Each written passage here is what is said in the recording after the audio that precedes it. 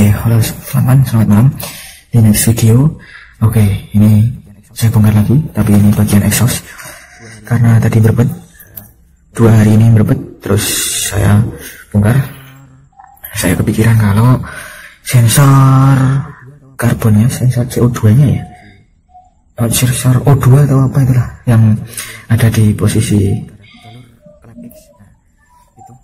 apa, jalur keluar udara, jalur klep X. Nah itu ternyata benar, setelah saya bongkar, hitam dan bertumpuk apa ya, arang sih ya, hitam pekat itu masih bisa menyala, jadi masih bisa terbakar arangnya. Jadi pembakarannya benar-benar basah banget. Itu resikonya. Jadi ada kemungkinan karena sensor O2 nya tertutup karbon, pembacaan sensornya ngacak, jadi terlalu boros apanya, bahan bakarnya. Sama ini saya takutnya ada kemungkinan di bagian pengapian ini tidak berjalan normal karena edge-nya edge racing. Karena sebenarnya pas di Ecujuken itu ada peringatan kalau mau menginstal Ecujuken itu tidak diperkenankan memasang coil racing seperti itu sih. Tapi ini saya coba, saya rasa normal-normal saja, tapi kok beberapa hari ini kok berbet-berbet. Terus ini penanganan pertama saya itu membersihkan kerak hitam-hitam banget, membersihkan karbon pakai produk ini sama ini, satu merek tapi beda fungsi. Jadi pertama kita lunakkan dulu karbonnya pakai ini, terus kita bilas pakai ini seperti itu. Dan keluarnya kayak gini teman-teman, banyak banget ya teman-teman. Ini saya pakai sikat juga biar bisa bersih. Bentar saya tunjukkan. Oke, seperti itu. Udah lumayan ya teman-teman. Itu bagian bagian sensornya sudah bersih. Nah itu saja yang saya targetkan. Jadi setelah ini saya pasang lagi, tapi saya juga ada kecurigaan kalau businya itu nggak sehat ya teman-teman. Walaupun tulisannya busi iridium, tapi kalau nggak sehat ya mau gimana? Sepertinya terlihat buruk. Oke.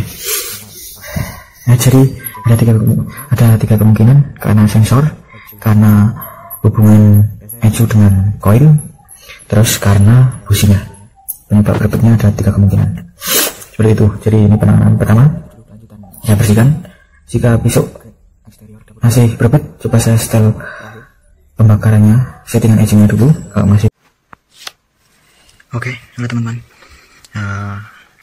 Ini untuk mempersingkat banyaknya video kendala-kendala setelah pasang injektor, jadi ini saya jadikan satu saja.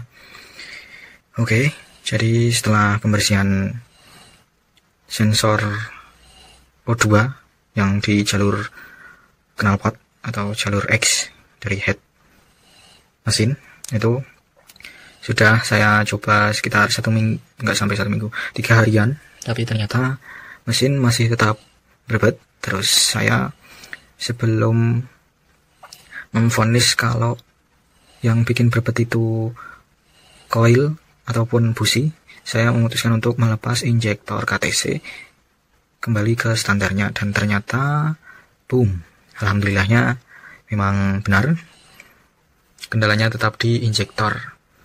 Untuk coil dan businya normal-normal saja, yang bermasalah injektornya. Jadi setelah kemarin dibersihkan, berjalan 3 hari masih tetap berbet, kemudian saya lepas injektornya, kembalikan ke standar dan menjadi normal lagi. Oke, seperti itu. Sebentar saya tunjukkan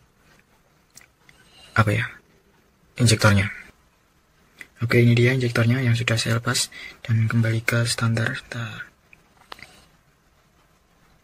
Malam-malam itu sulit buat fokus ya.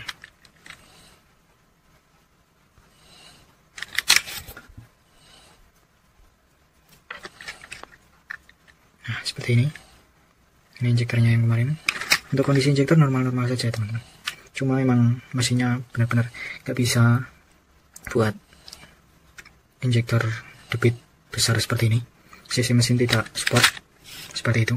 Jadi ya begitulah akhirnya.